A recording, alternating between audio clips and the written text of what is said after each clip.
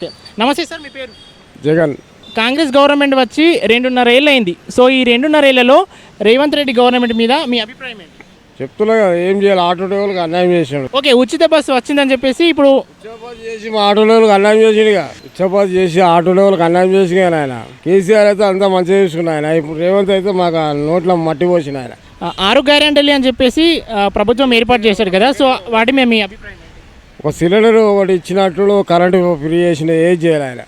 అయితే గత ప్రభుత్వంలో 24 గంటలు మనకు ఉచిత కరెంట్ వచ్చేది. అయితే ఇప్పుడు మీకు వస్తుందా? మరి ఏదో వస్తుంది పోతుంది ఆయన. ఒకసారి పోతుంది కరెంటు, ఎక్కువ ఇస్తున్నాడు ఆయన. రేవంత్ ఇస్తున్నాడు ఎక్కువ. కేసీఆర్ ప్రభుత్వంలో ఒక్కసారి పోలే కరెంటు. అయితే ఇప్పుడు ఉచిత బస్సు వచ్చినప్పటి నుంచి మీకు గిరాకీ తగ్గిందంటారా? తగ్గింది ఆయన. ఏం లేదు, గిరాకీ లేదు, ఏం లేదు. ఆడవాళ్ళు బస్సులో పోతున్నారు, మాకేం గిరాకీ లేదు. మీ పేరు? శశిధర్ రెడ్డి. ఇప్పుడు రేవంత్ రెడ్డి సర్కార్ వచ్చి మనకు 2.5 ఏళ్ళు అయింది కదా, సో ఈ ప్రభుత్వం పైన మీ అభిప్రాయం ఏంటి? ఈ పనితీరు పైన? సో అలానే ఉంది, ఏం డెవలప్మెంట్ లేదు. రోడ్లు వర్షాకాలం వచ్చినప్పుడు రోడ్లు ఏం లేవు. ట్యాక్స్లు అయితే పే చేస్తున్నాం, మళ్ళీ రోడ్లు అని గచ్చులు అన్నీ అట్లనే ఉంటున్నాయి. మళ్ళీ యాక్సిడెంట్ బండ్లన్నీ డ్యామేజ్ అవుతూనే ఉన్నాయి సార్. చూసినట్టు మీరు కూడా ట్రావెల్ చేస్తూనే ఉంటారు కదా, మళ్ళీ రోడ్ల వల్ల చాలా ప్రాబ్లమ్స్ అవుతున్నాయి. అది ఓకే. గత ప్రభుత్వంలో మనకు బస్తీ దవాఖానలు ఉన్నాయి, గుర్తుందా? వైద్యం ఉండేవి, బస్తీ దవాఖానలలో వైద్యం చేసేవారు. సరే, ఇప్పుడు ఏమైనా ఉందా అది సిచ్యువేషన్?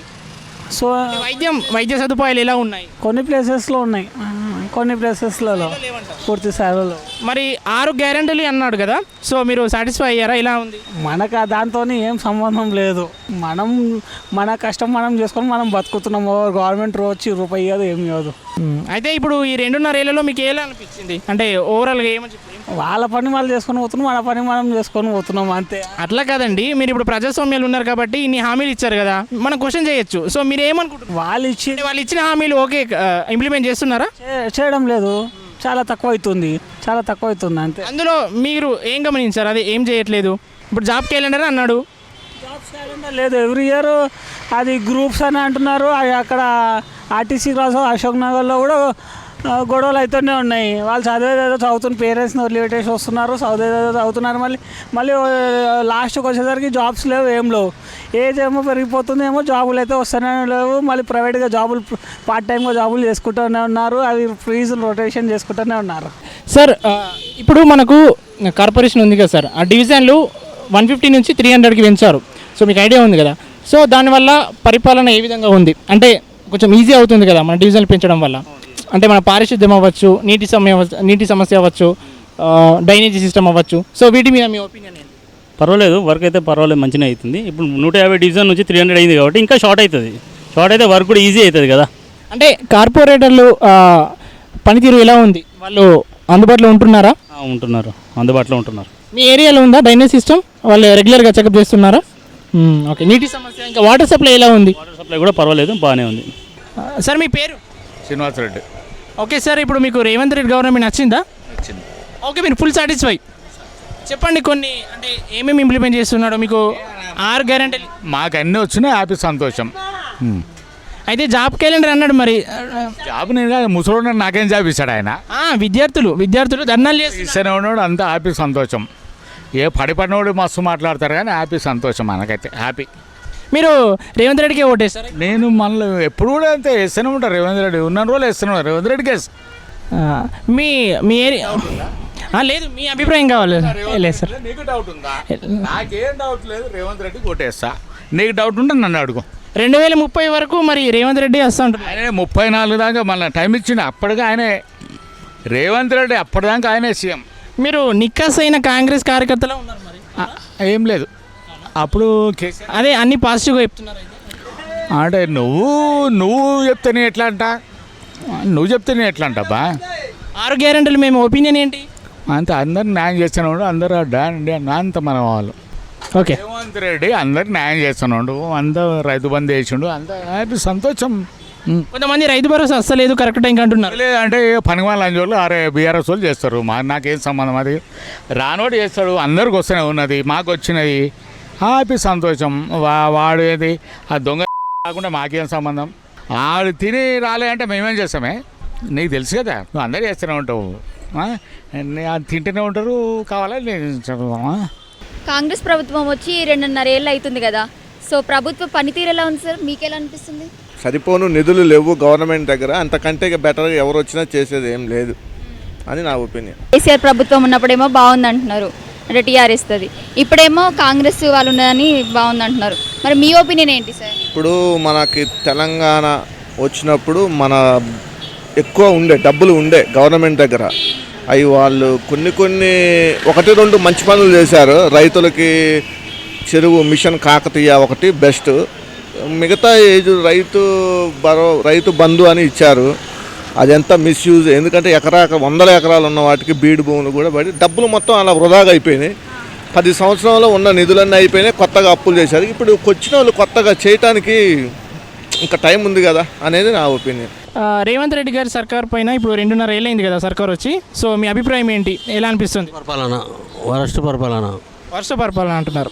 ఇంకా మీకు ఏమనిపిస్తుంది, అంటే ఎట్లా పరిపాలన ఎలా ఉంది? గ్యారంటీలు ఇచ్చారు కదా, దాంట్లో ఒకటే ఉంది బస్సుది. పెన్షన్లు అయితే మొన్న అందరి ఒక 1 lakh వరకు పెన్షన్లు కట్ చేసిండు. ప్లస్ కొత్త వాళ్ళకి ఇస్తున్నాడు, ఇయ్యలే. జూన్ 2 తారీఖు అప్పుడు ఇస్తున్నాడు. అప్పటి నుంచి ఇప్పుడు జూలై అయిపోయింది, జూలై 13th ఇప్పటివరకు ఎవరికి వెళ్ళే. అందరూ మన కొంగరకాల అందుకు తిరుగుతురు ఆర్డీఓ ఆఫీస్ చుట్టూ. అలాగే జాబ్ క్యాలెండర్ అని అన్నారు కదా, మరి జాబ్ క్యాలెండర్ అని చెప్పేసి గవర్నమెంట్ వచ్చింది మనకు. సో నిరుద్యోగులకు హామీలు ఇచ్చి, సో వాటి మీద మీ అభిప్రాయం ఏంటి? 20,000 అన్నాడు. పోలీసు నిరుద్యోగులు కూడా మనకు ధర్నాలు చేస్తున్నారు. సో వాళ్ళకు కూడా హామీలు ఏమి నెరవేర్చట్లేదు కదా. వాళ్ళకు కూడా ఇవ్వలేదు కదా.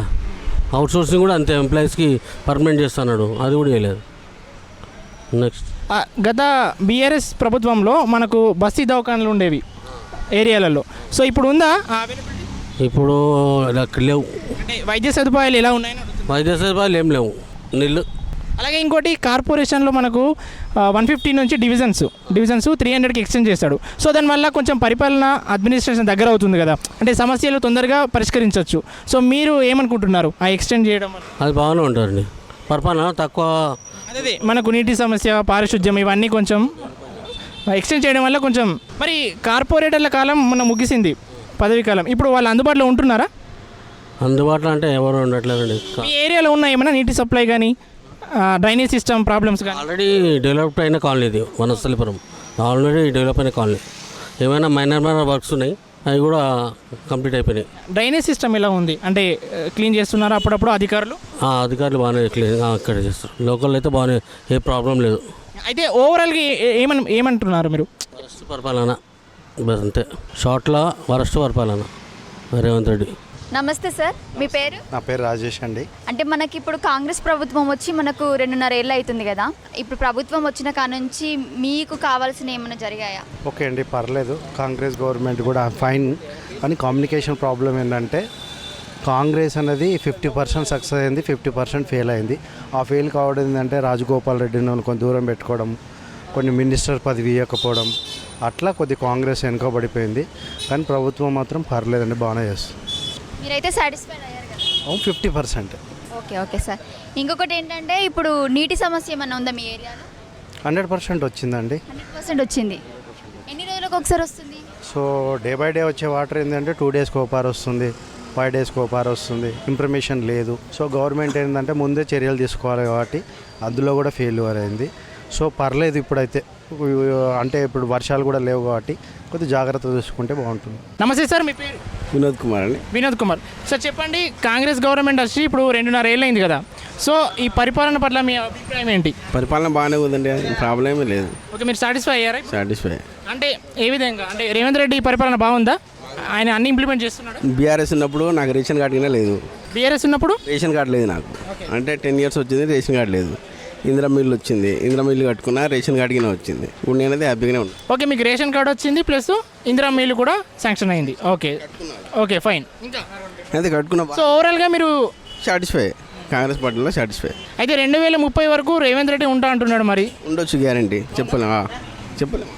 ఇంకా ఎవరైనా ఉంటారు కదా, మా తెలంగాణలో 10 సంవత్సరాలు అయితే 100% చూస్తారు.